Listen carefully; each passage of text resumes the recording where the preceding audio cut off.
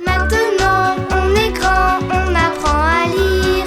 On a droit au roman, mes premiers j'aime lire. Des histoires qui font peur, d'autres qui font rire. Du passé, du présent et de l'avenir. Maintenant qu'on est grand, on va pouvoir lire. Tout un monde à découvrir. Mes premiers j'aime lire. Mes premiers j'aime lire présente un roman écrit par Paul Martin, illustré par Vincent Caux et raconté par Gilles Laurent, Le grand voyage du petit caillou. Si tu écoutes cette histoire en lisant ton magazine, tourne la page quand tu entends... Chapitre 1. Un misérable petit caillou. Il était une fois un petit caillou. Depuis des années, il reposait sur le chemin qui mène à la forêt, devant la cabane d'un pauvre bûcheron. Il partageait ce coin avec 6 cailloux tout blancs, polis par la pluie et le vent. Mais lui n'était qu'un misérable petit caillou gris, sans rien de bizarre ou de joli. Un soir, un minuscule garçon sortit de la maison du bûcheron. L'enfant ramassa les 7 cailloux en vitesse. « Demain, aussi vrai qu'on m'appelle Petit Pousset, mon père et ma belle-mère vont nous perdre dans la forêt, moi et mes 6 frères.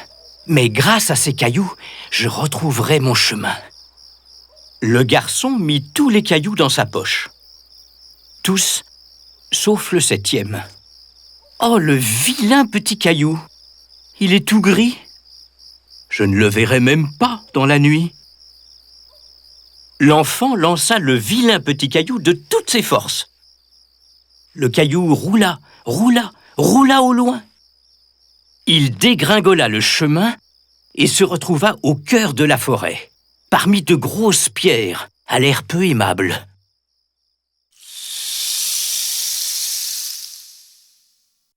La nuit passa.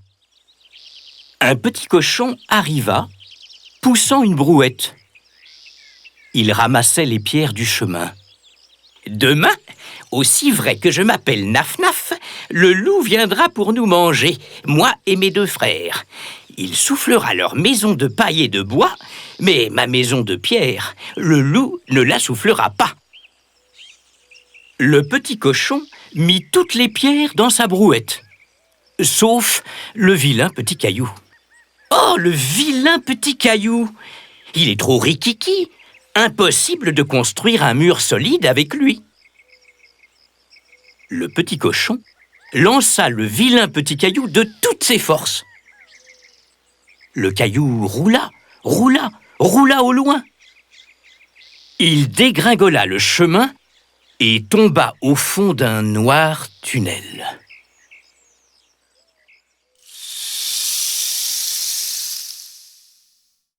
Chapitre 2. Un caillou qui roule. La journée passa, jusqu'à ce que 7 nains descendent dans la mine. Leur lanterne éclairait le tunnel. Autour du vilain petit caillou, 1000 pierres précieuses brillaient. « Demain, dirent les nains, avec tous ces joyaux, nous ferons un collier pour notre bien-aimée Blanche-Neige. Depuis que la sorcière l'a empoisonnée, rien ne peut la réveiller. Peut-être ce cadeau lui fera-t-il retrouver ses esprits. » Les nains mirent toutes les pierres précieuses dans leur sac. Toutes, sauf le vilain petit caillou. « Celui-là, il n'est vraiment pas joli. Qui voudrait d'un collier avec ce caillou tout gris ?» Le nain lança le petit caillou de toutes ses forces. Le caillou roula, roula, roula au loin, sortit du tunnel et dégringola la colline.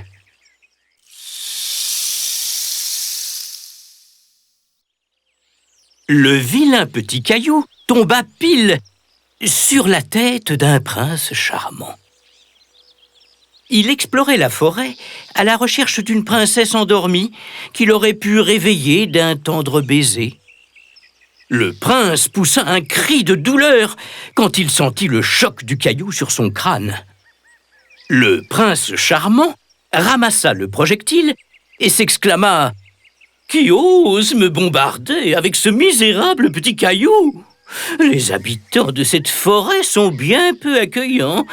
Passons vite notre chemin. » Au galop, le prince s'éloigna de la colline où reposait Blanche-Neige. Tant mieux pour elle, car ce prince avait la réputation d'être bête comme ses pieds.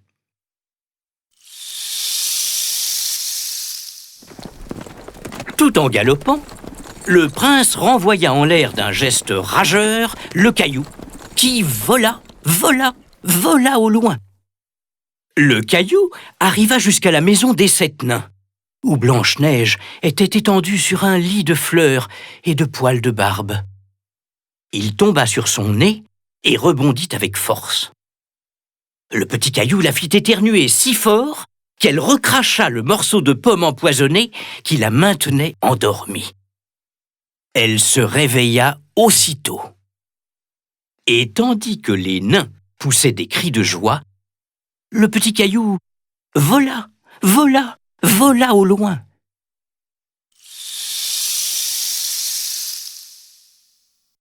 Chapitre 3. Un caillou qui change tout. Le caillou fila jusqu'à la maison des 3 petits cochons, construite à la hâte par Naf-Naf. Juste à ce moment, le grand méchant loup passait à l'attaque avec un appareil qui grondait de façon menaçante. « Tremblez, tremblez, cochonnets! Mon souffleur Maxi Wolf va projeter un jet d'air si puissant que même votre maison de pierre ne pourra pas résister. » Mais il n'avait pas prévu que le petit caillou tomberait dans le tuyau de son engin de malheur. Le vilain petit caillou bloqua le moteur, le souffleur rugit, chauffa et explosa. Dégoûté, le loup décida d'aller chercher une proie plus facile. Projeté dans les airs par l'explosion, le petit caillou vola encore plus loin. Il retomba dans une botte. C'était la botte de 7 lieues de l'ogre qui poursuivait le petit poucet. L'ogre sentit soudain quelque chose qui lui faisait terriblement mal. Pour se masser les pieds, il ôta ses bottes.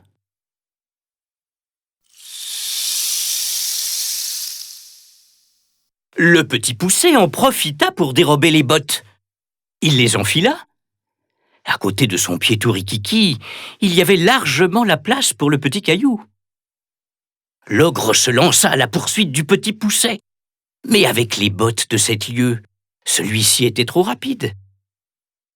Le petit poucet rejoignit alors ses frères qui rentraient chez leur père. Les 7 enfants arrivèrent chez eux en même temps que les 3 petits cochons, Blanche-Neige et les 7 nains. Le bûcheron était un peu surpris, mais en fait, cela tombait bien. Il s'exclama « J'ai été bien bête de vous perdre dans la forêt. Votre belle-mère vient de se faire dévorer par un loup particulièrement affamé, et je me retrouve un peu seul. »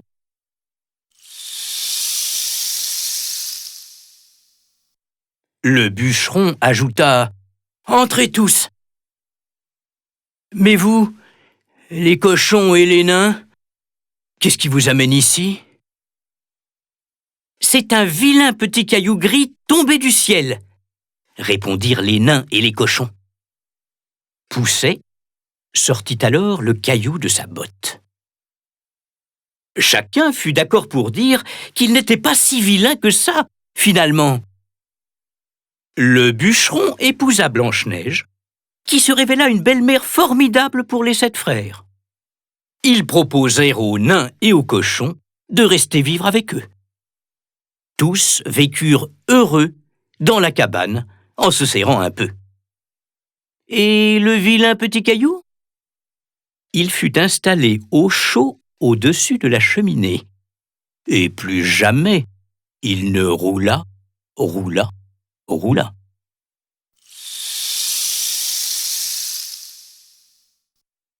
Et maintenant, mes premiers J'aime lire te proposent les petits mots de Zoé. Les abeilles ont 4 ailes. Quelle travailleuse! Oui, quelles ailes avec leurs ailes.